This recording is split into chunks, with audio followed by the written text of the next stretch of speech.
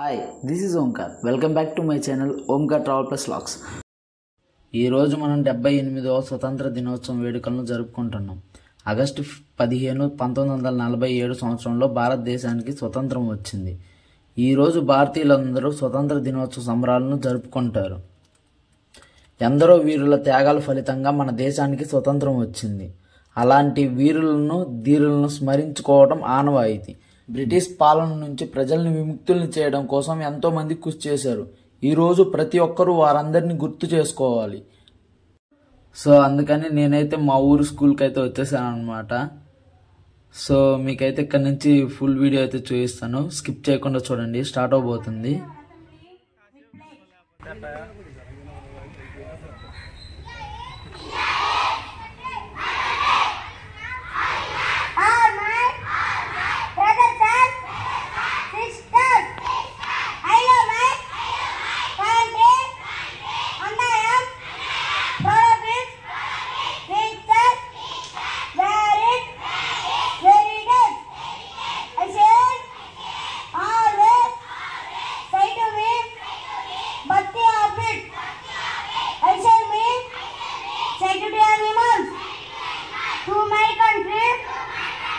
And my people, I pledge my devotions in their well-being and prosperities, along with my happiness.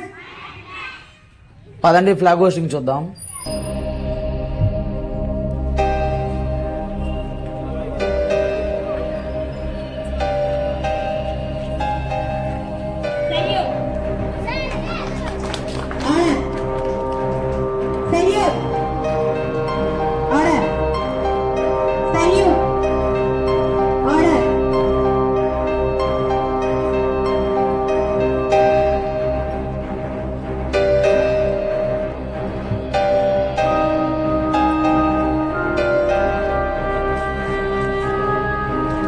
Flag hosting అయితే అయిపోయింది. As usual మనకి కొంచెం motivational speech అయితే ఉంటాయన్నమాట. పదండి చూద్దాం. అదేవిధంగా విద్యార్థులకు అందరికీ కూడా 78వ స్వాతంత్ర దినోత్సవ శుభాకాంక్షలు తెలియజేస్తా ఉన్నాను. ఈ కార్యక్రమాన్ని ఇంత గణనీయంగా క్రమశిక్షణతో నడిపినటువంటి ఈ స్కూల్ టీచర్స్ అందరికి కూడా నా అభినందనలు తెలియజేస్తా ఉన్నాను. అదేవిధంగా పిల్లలకి ముఖ్యంగా ఎండలో ఉన్న వాళ్ళందరినీ వెనక్కి పెట్టండి సార్.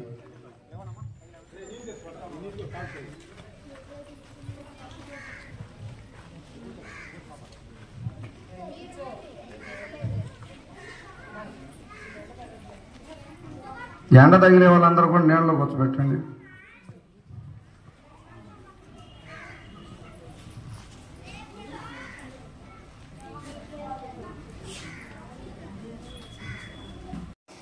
మన ఊర్లో అసలు జెండా పండుగ వచ్చిందంటే విపరీతమైన పెద్దలు గ్రామస్తులు అందరూ వచ్చి ఇక్కడ కూర్చొని చాలా ఆనందంగా ఆ రోజు అసలు మన ఊర్లో ఒక పండగ వాతావరణం ఉండేది స్వాతంత్ర దినోత్సవ వేడుకల్లో. కానీ ఈరోజు అది కనిపించడం లేదు. కారణం ఐకమత్యం లేకపోవటం, కులాలుగా విడిపోవటం, పార్టీల పరంగా కక్షలు సాధించుకోవడం, పార్టీల పరంగా విడిపోవటం, ఒకరి మీద ఒకరి వ్యసనాలతోటి ఇవాళ గ్రామంలో ఐకమత్యం కోల్పోవడంతో ఈ స్వాతంత్ర దిన వేడుకలు కూడా అంత ఆనందదాయకంగా సిరిగిపోవడం లేవని నాకు అనిపిస్తూ ఉంది. గ్రామంలో పెద్దల్లో ఐకమత్యం లేనప్పుడు పిల్లల్లో కూడా ఐకమత్యం చాలా డిఫరెంట్గా కనపడుతుంది. స్కూళ్ళల్లో మన పెద్దల్లోనే ఐకమత్యం లేకుండా ఇట్లా విడిపోయి ఇలా చేసుకుంటా ఉంటే మన ప్రవర్తన మన పిల్లలపైన కూడా పడతా ఉంది. నేను గతంలో మన హై స్కూళ్ళలో చూశాను. అక్కడ కూడా విద్యార్థులు పార్టీల పరంగా విడిపోయి టీచర్స్ని కూడా బెదిరించే స్థాయికి ఎదిగిపోయారు పిల్లలు. టీచర్స్కి భయపడే పరిస్థితి అయితే గ్రామాల్లో పిల్లల్లో కనపడలేదని నా ఒపీనియన్. ఎందుకంటే చూస్తున్నాం, గతంలో పిల్లగాడికి చదువు రాకపోతే మా పిల్లగాడికి చదువు రాకలేదు దండించమనేవాళ్ళు తల్లిదండ్రులు. అప్పుడు టీచర్స్ దండించి మన నడవడికలు సక్రమంగా ఉండేటట్టు చేసేవాళ్ళు. అప్పుడు అందరు విద్యార్థులు సమభావంతో మంచి ఉత్తీర్ణత సాధించి మంచి క్రమశిక్షణతో బయటికి వెళ్ళి ఉద్యోగాలు సంపాదించడం జరిగింది. కానీ ఇవాళ పిల్లగాడేదో తప్పు చేస్తే దండిస్తే తల్లిదండ్రులు వచ్చి టీచర్ని ప్రశ్నించే పరిస్థితి గ్రామాల్లో వచ్చింది.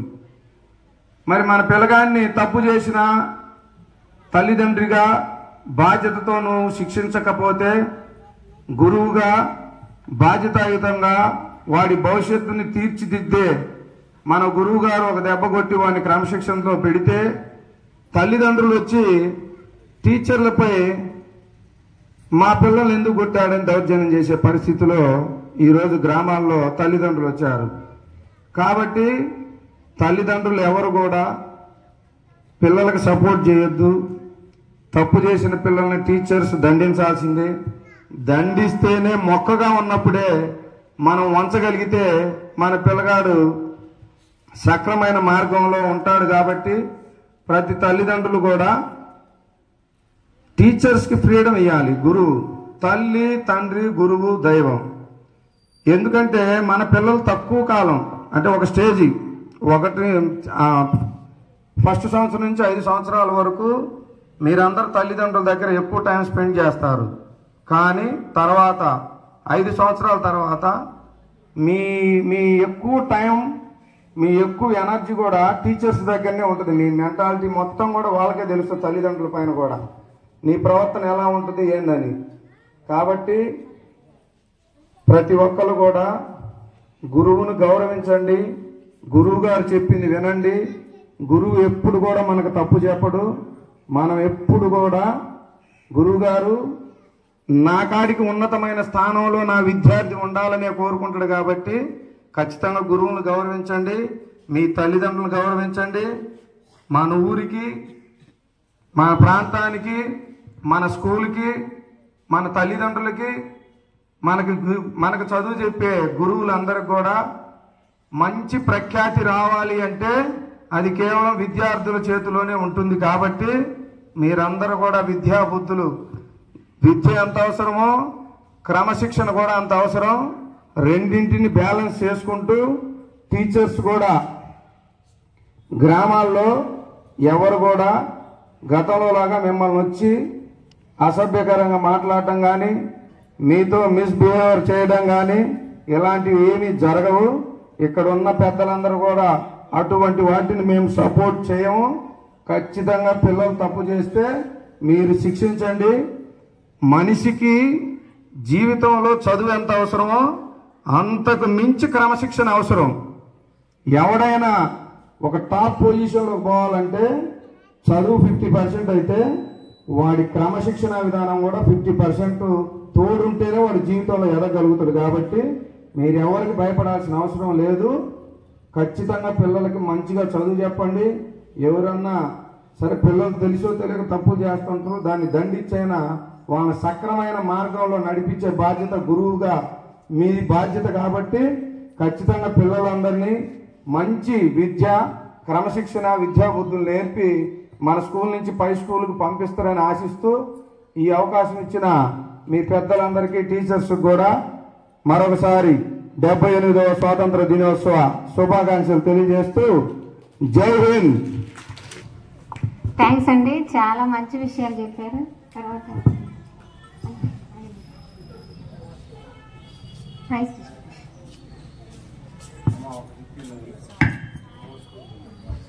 Our Honorable Sri Kallam Veerareddy garu 15,000 rupees fixed deposit for our school every year. Kallam Veerareddy garu మన పాఠశాలకి 15,000 రూపాయలని మన పాఠశాల తరపున ఫిక్స్డ్ డిపాజిట్ చేస్తామని మాట ఇచ్చున్నారు. So big claps to Kallam Veerareddy garu. Now it is the time for prizes distribution. by our honorable guest who got first and second prizes for the academic year 2023 and 24. 5th class students. First prize goes to Chennupoyina Madhulata. Please come forward.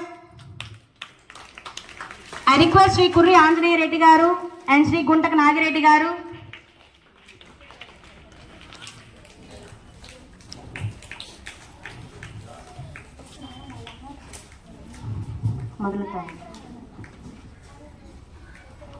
Madhulatha వాళ్ళ అమ్మగారు stage మీదకి రావాల్సిందిగా కోరుతున్నాను.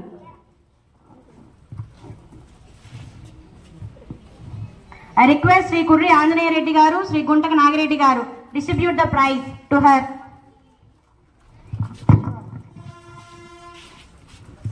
First prize cycle. Give claps to her.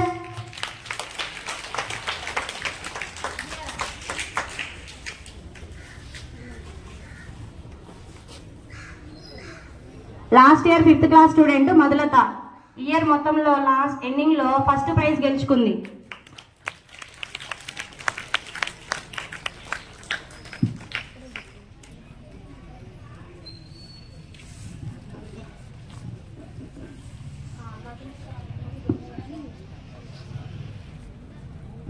Madhulatha వాళ్ళ అమ్మగారు మన పాఠశాలకి ఎప్పటి నుంచో ఆయాగా పనిచేస్తున్న గురవయ్య గారికి బట్టలు పెడుతున్నారు. So big claps.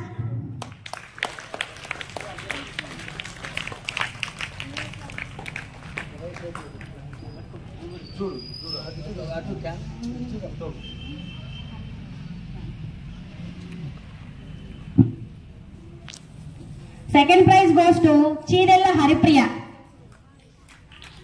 Please come forward.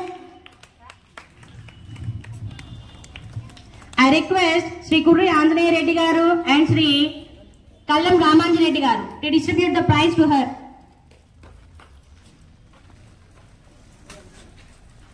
Haripriya వాళ్ళ అమ్మగారు స్టేజ్ మీదకి రావాల్సిందిగా కోరుతున్నాను. అమ్మాయి సెకండ్ ప్రైజ్. ఈ అమ్మాయికి మా టీచర్ గారు ఒక వాచ్ కూడా తీసుకున్నారు.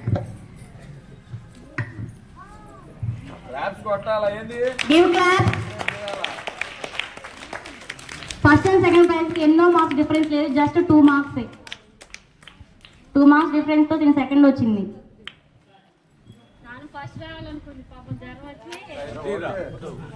She suffers from fever. మనం అయితే ఇక్కడైతే అయిపోయింది అనమాట. సో మనం ఇక్కడి నుంచి ఇంకొక దగ్గరికి అయితే వెళ్తున్నాం.